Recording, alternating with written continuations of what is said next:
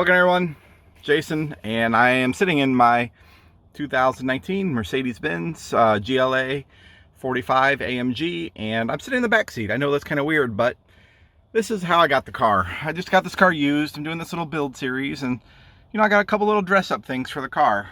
I got some nice little red anodized locks, and these are going to replace these little lock pins that come out. I also got these aluminized paddles that are going to extend out the factory paddles, and I got this little trim ring, and that is just goes around the ignition.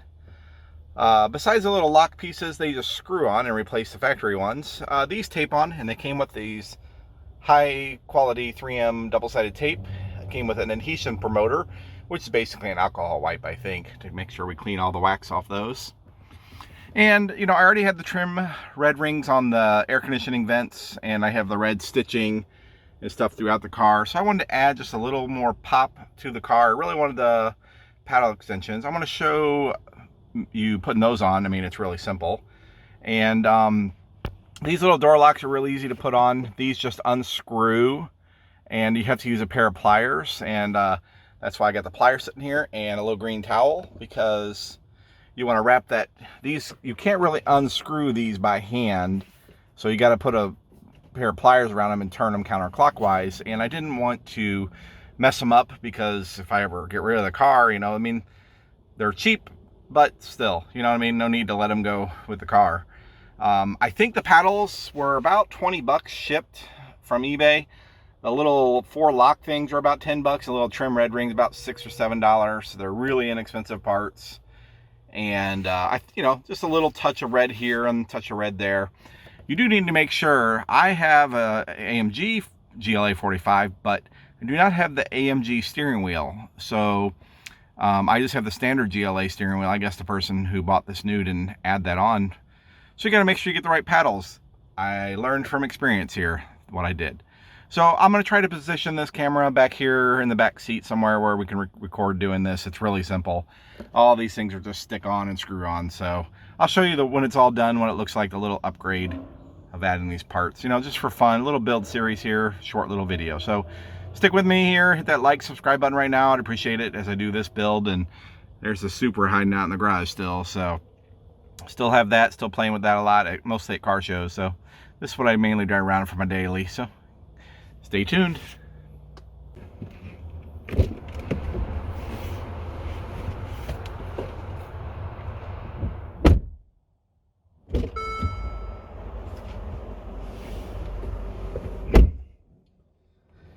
All right, so first thing to do is get this adhesion promoter opened up. Whew. I was right, just a little alcohol wipe. Gonna rub down the back of these. Oh yeah.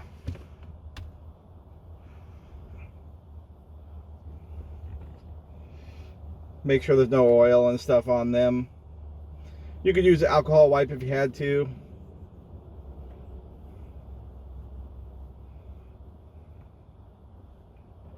Potent.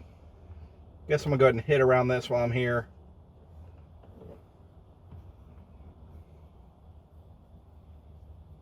But do this, get it out of the way first.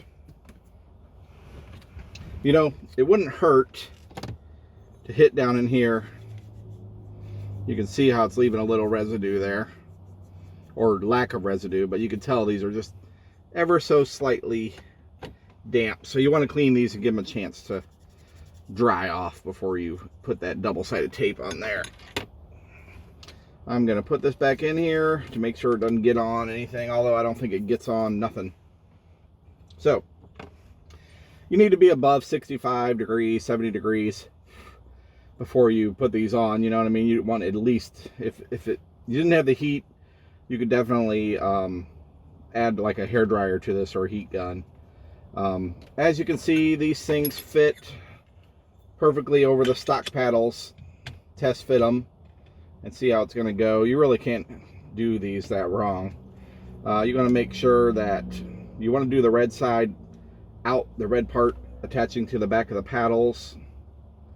So it's pretty much just like I said, double-sided most likely a 3M brand tape, but this is your, gonna just lay these in here. There's not really much to it.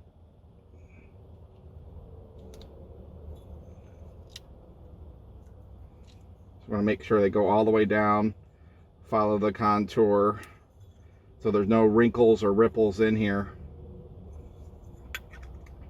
Give it a good press while you can. You can do a little, before you peel it, you can do a little test fit to make sure it's going down flat. And then once you get that down, you're going to peel the red side off. You got a little bit of gap here.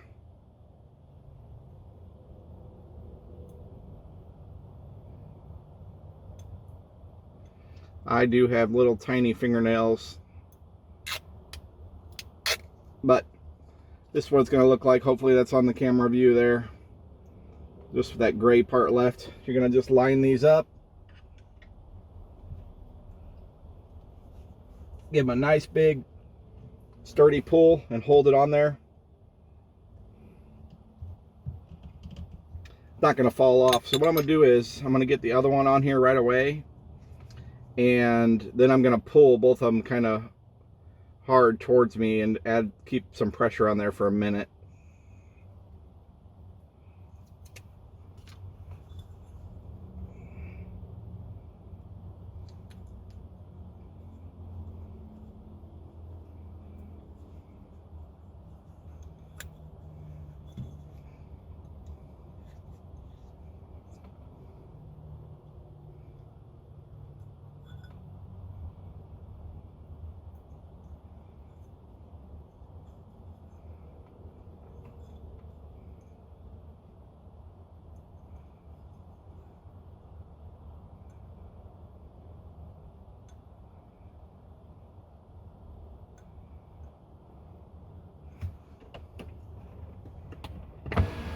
Got some light in here.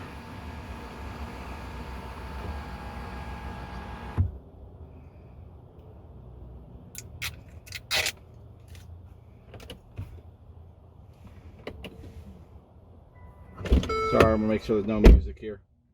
All right, so now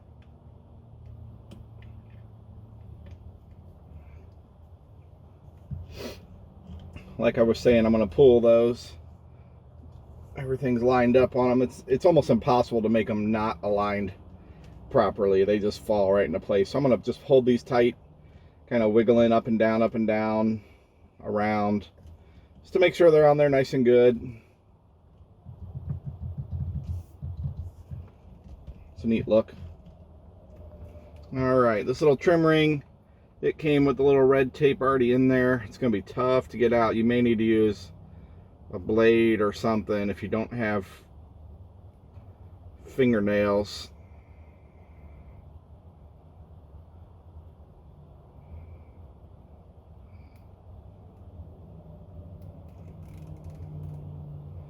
It's just some fairly transparent tape. It's really sticky.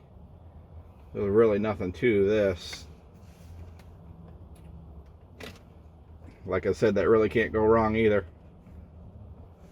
That doesn't have the really fancy tape because it's just there. These are sticking good. Oh yeah. You wouldn't be pulling on those really hard anyways. Just makes it look more than it is function, but it gives you a more hand grip area. All right, let's see what this looks like. I know it's kind of close up, but hey, that's kind of neat. You want to be really pulling from up there really far, but this just gives it a kind of a neat look. There's that little trim bezel. Nothing to that little kind of a junk piece of aluminum. It even came with a little tiny little nick, but whatever. But it matches those red things really well. So now let's get these unscrewed. Now I did this one ahead of time, like a little test fit. But when you unscrew them all the way, you're left with the little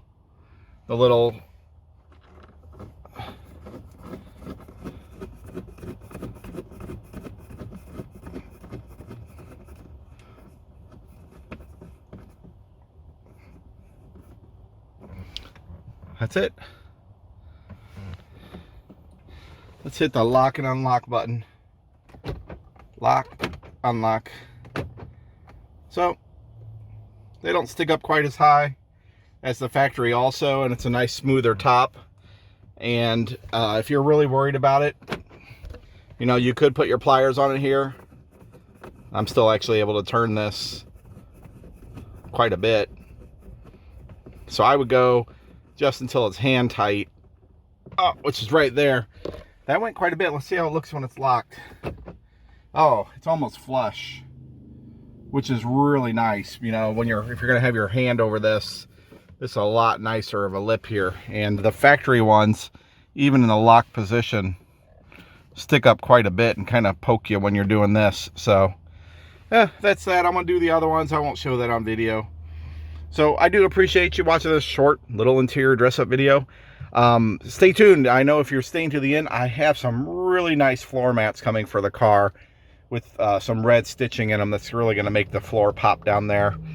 And just, you know, a little bit of things here and there that I have in mind for the car. Maybe some more carbon fiber dress up bits here, and, you know, just some little touches. So stay tuned for the future videos on this car. We got some suspension coming up that might already be out in another video.